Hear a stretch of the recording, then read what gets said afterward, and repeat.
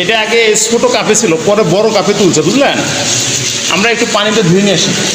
দেখেন তো পানি আছে কিনা। এটা যদি বিসির গাছ হতো, বিসির গাছ, তাহলে এখানে একটা মোটা শিকড় থাকতো না? বিসির গাছের একটা মোটা শিকড় থাকতো না? এটা কিন্তু তা না, এখানে কাটা। এই দেখেন হাতে দেখেন এটা কাটা, বুঝতে পারছেন? এখানে হাতে দেখেন কাটা। এটা হলো সাইডটা ব্রাঞ্চ হয়ে গেছে, বুঝতে পারছেন? বিসি হলে তো মূল শিকড় থাকতো, নিচ দিকে যেত। বাংলা বুঝছেন? এটা হলো ডাল থেকে করছে, বুঝতে পারছেন?